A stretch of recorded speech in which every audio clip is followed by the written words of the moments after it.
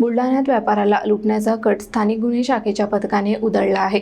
5 आरोपी अटकेत असून गावठी पिस्तूल, जिवंत काडतूस आणि चाकू जप्त करण्यात आले आहेत।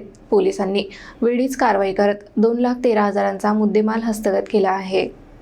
बुलढाण्यात व्यापाराला लुटण्याच्या तयारीत असलेल्या 5 आरोपींना स्थानिक गुन्हे शाखेच्या पथकाने अटक केली आहे। या कारवाईत गावठी पिस्तूल, 2 जिवंत काडतूस आणि 2 चाकू जप्त करण्यात आले आहेत।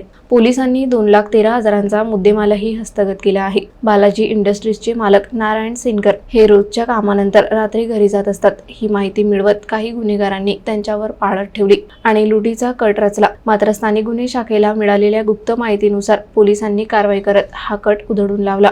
गुन्ह्यात अटक करण्यात आलेले आरोपी हे जालना व छत्रपती संभाजीनगर जिल्ह्याचे रहिवासी आहेत। यामध्ये स्वप्नील गवडी, आकाश गवडी, पवन सपकाळ, दत्ता राऊत आणि लखन सूर्यवंशी यांचा समावेश आहे। पोलिसांनी बुलढाणा अजिंठा मार्गावरील कृषी विज्ञान केंद्राजवळ त्यांना अटक केली। या प्रकरणी बुलढाणा शहर पोलीस ठाण्यात गुन्हा दाखल करण्यात आला आहे।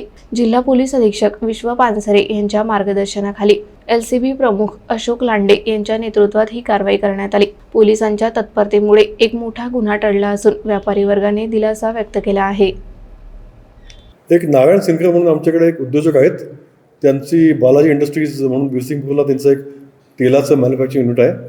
ते त्या तेलाचा व्यापार करतात ते आणि त्यातून ते रोज संध्याकाळी घरी कॅश घेऊन जातात बुलढाण्यामध्ये, अशी माहिती काही गुन्हेगारांना मिळाली। ते गुन्हेगार त्यांचं जिथले सिनकर साहेब त्यांचं मूळ गाव आहे वालसावंगी, जिल्हा जालना, तिथले काही गुन्हेगार आणि छत्रपती संभाजीनगर इथले काही गुन्हेगार, छत्रपती संभाजीनगरचे गुन्हेगार आणि वालसावंगीचे गुन्हेगार यांनी मिळून एक प्लॅन त्यांनी आखला आणि त्यांना ते लुटण्याच्या तयारीत होते।